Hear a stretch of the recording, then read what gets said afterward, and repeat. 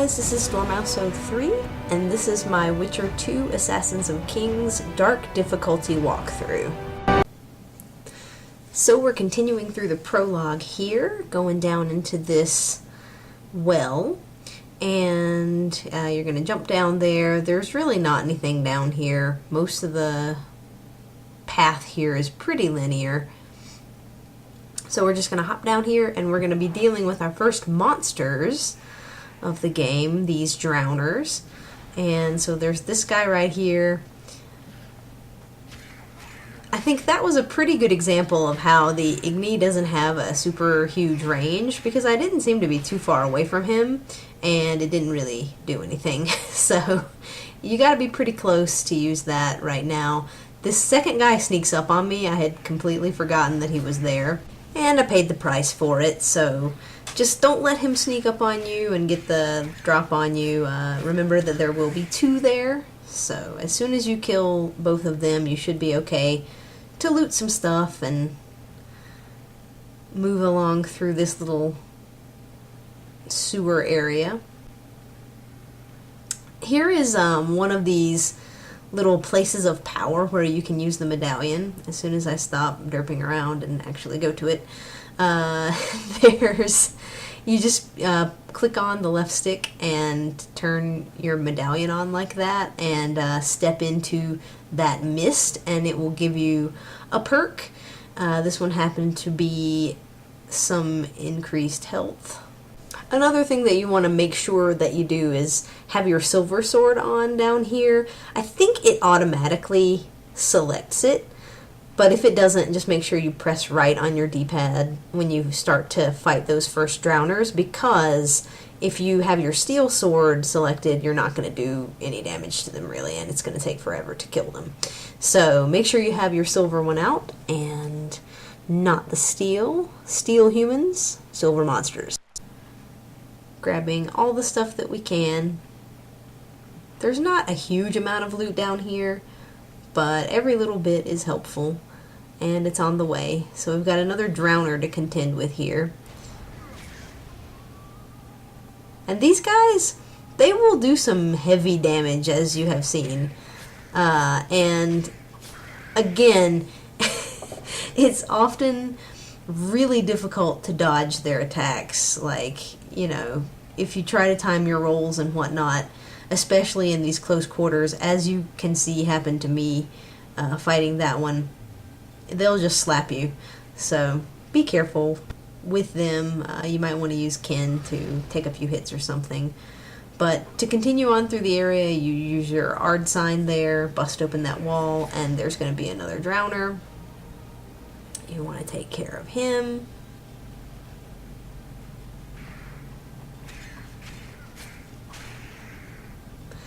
And so you saw there I was able to dodge him. When they are a little bit farther away from you, it seems like I have better luck dodging their attacks.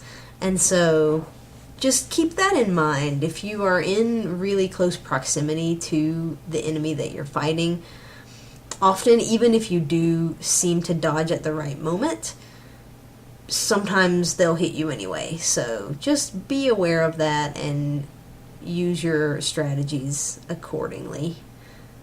This is me getting kind of lost in this place. I thought that there was some stuff down this corridor, but there wasn't. And the way that you want to go is actually on the side here. This place down here can be a little bit confusing, but the way out is just to the left of where you came in through this door.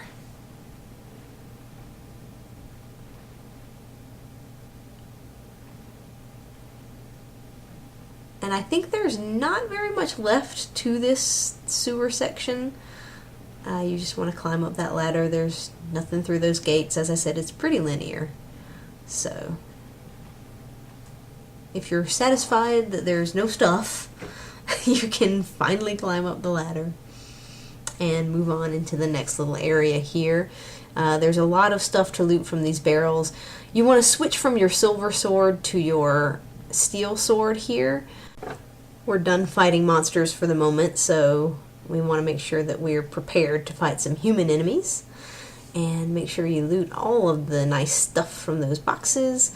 You'll get a little cutscene here to sort of draw your attention to some of the elves that are hanging about, doing potentially nefarious things. Now when you come up here, there's going to be a bunch of guys around this corner through this door. I'm going to use a bomb here on them because they can mess you up pretty quickly. So first I'm going to bomb myself because I'm awesome that way. And then I'm going to bomb them and proceed to kill them. So you should get through that only using one bomb and not hurting yourself like I did because I'm awesome.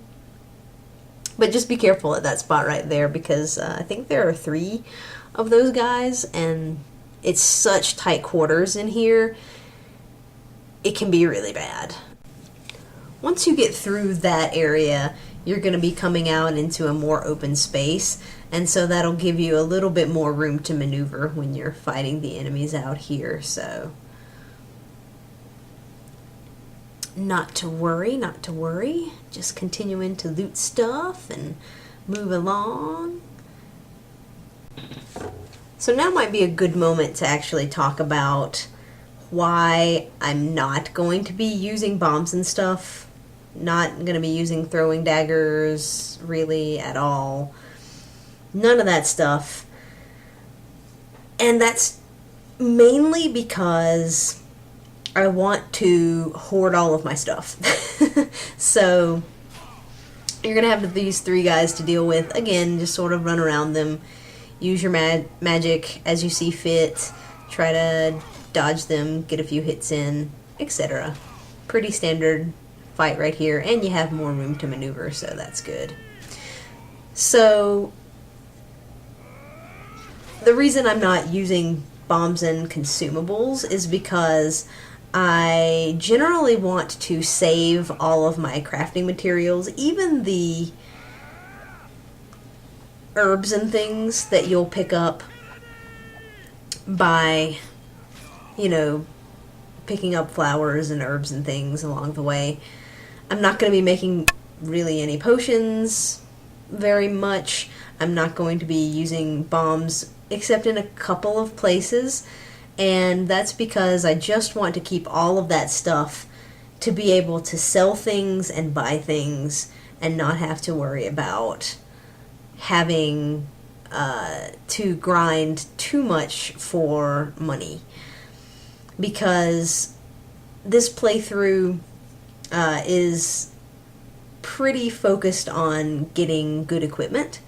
You know, you're going to be muddling through with what you've got for a little while, but in each individual chapter, there's going to be a set of armor that's only available to you on the dark difficulty, and you're really going to be wanting to get those because they will really set you up for some of the tough fights at the end of each act and for going into the next chapter. So those are pretty important, and therefore I want to save all of my, or as much of my stuff as I can. So that's just why I'm not really going to be using too many consumables here. So I leveled up, and again I have to put stuff in this main little path here, and I'm going to be putting it into something that I don't really want, but I have to get the parrying, because I do want to put my next point into the vigor regeneration that's up at the top right. So I had to put it into parrying in order to unlock that, although you won't really see me parry much in the game because parrying is kind of crap. You can do parrying and ripostes and stuff like that. They don't work all that well in my opinion, and so you won't really see me do much of that. So you want to clean those 2 guys up and let your health regenerate here before you head on through into the next area. There's going to be a pretty long fight with a bunch of guards, and you probably want to let your health regenerate at least most of the way before you head on out here. I was slightly impatient to get things moving, and I immediately rolled into a hit, so that was good. So you've got 1, 2, 3, 4, 5 of these guys. A couple of them have shields, and one is the heavy. And my strategy here is to play it safe, run around through these columns, let your magic regenerate, take some shots on them. If you can get one by himself and can get in a hit or two on him, go ahead and do that. But be very careful about doing that, because these guys can catch up to you and put a hit on you very, very quickly. So you want to be very, very careful about getting too close to these enemies, because if they back you into a corner, or if you get more than one of them hitting you at a time, it's going to be really, really bad. And my magic of choice here is the Igni spell, just because it does damage, and it does a little bit of area of effect damage. If a couple of guys are standing together, you can sometimes get them both burning with it. So that's pretty good. It's also good when you miss, and waste your magic and have to wait again for it to charge back up. So there are a lot of different spells and different things that you could be using here. You could try using the Axii sign to try to get some of these guys to fight each other. It may depend on which one of them you select to cast it on. You may want to cast that on one of the weaker enemies without a shield, because I am not 100% certain, because I just don't use that spell ever, but it may depend on sort of how high level the enemy is as to whether or not it actually works. So you could try using that here. You could also try using your Ard sign to knock some of these guys down or knock the shield away. That doesn't 100% work, as you will see toward the end of this fight. But it can be effective. I think it's just not super effective in large groups. That guy did a lovely little pirouette there, nowhere near me. It's funny how they think they can hit you from super far away. And sometimes they can, don't get me wrong, but it's kind of funny watching them dance around, and it's like, buddy, I am 10 meters from you. You are not going to hit me with that sword. So in any case, there are different strategies you could use here. You could put on Kin and try going in for some hits. That might be a little bit dangerous here because there are so many of them. Alright, so you'll see me now try to use the Ard sign to knock this guy. It is a good strategy with shield guys, but once you get that block, you better be rolling away. Like, you can only get in so many hits before they start slapping you. So you want to be careful with using that. And you see how much damage they did, right? So it may be better to just sort of stick with what you know, running around, use Igni, try to kill him from a distance. But, sometimes I like to play it fast and loose with the strategies here. I won't use Ard very often. There are a couple of cases where I would be up against maybe one enemy where it can be useful. And again, you can only get in a few hits and you don't want to be too greedy. And that was what happened to me just then. I tried to keep hitting him too many times and I got slapped on my butt. So you just want to be aware of that and kind of learn if that's going to be one of your strategies, to learn how many hits they're going to take before you need to back away. A good indication of that is when you hear that clink that they've blocked your attack. That's when you probably need to be running away, because they're going to hit you with a counter attack right after that usually. Sometimes though, if you've kept you know, swinging, you will continue your animation and not be able to back away.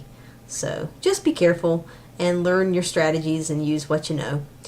Once you pick up the key off of that heavy guy, he was the one who dropped it, you can come into this room and open the gate there, and then you'll be going out to meet up with your comrades. And you'll have a little cutscene here that we're going to skip through. So now we're going to be running from this dragon breathing fire at us, and this part can be a little bit finicky. First of all, you have to get through these two bastards who can actually be kind of annoying because it's such close quarters and the camera likes to do stupid things. But anyway, you can get through them and then just sort of run out here, try to do it as fast as you can, I guess, is the advice that I have, because the dragon keeps burning this area, and sometimes it just seems very, very random whether or not you'll get hit by fire and instantly die as you're running through there. So I'm going to use a bomb there, use it to take out some of these guys, stun them and whatnot.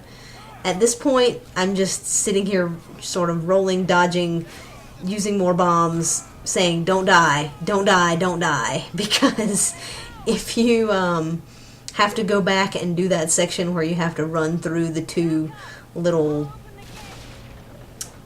places that are covered, you can just instantly die there for seemingly no reason whatsoever. So just try not to get too frustrated with that part if it's giving you problems.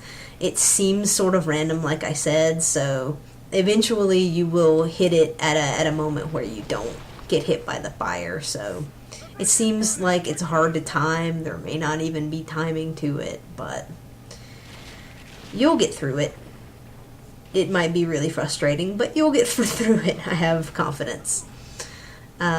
So at this point, you're going to be continuing to kind of run away from the dragon.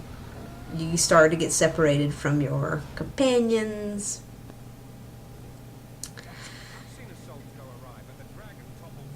And you have a little cutscene there and some dialogue with some characters that doesn't really matter what you choose to do.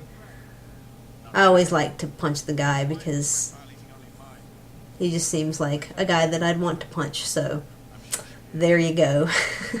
When you come up to this section here, you're going to have kind of an interesting little series of things to do. So the dragon's going to attack again. You have to hit X for this little quick time to kind of jump out of the way. And then you're going to be running toward the camera here. And you're going to have another little quick time that you need to do right here. Press X. You'll kind of hide from the dragon fire, and then you want to keep moving, moving, moving. And you'll come to the end of this bridge here. You don't need to go over to the right. Just hit X again for your last little quick time in this little sequence, and you'll be done with that. And then it's really just doing a little bit of looting and some exposition until you finish this section. So you'll do a little bit of looting in this area, and you won't have to do any more fighting. There's really just a series of cutscenes and a little bit of dialogue, I think, that tells the story, kind of helps you figure out how you got to the place where you were when you started the game and started playing through these flashbacks, which was kind of a nice little framing device here at the beginning of the story, which is cool. As soon as you've finished looting everything from down here, you're going to want to go up these stairs and trigger those cutscenes.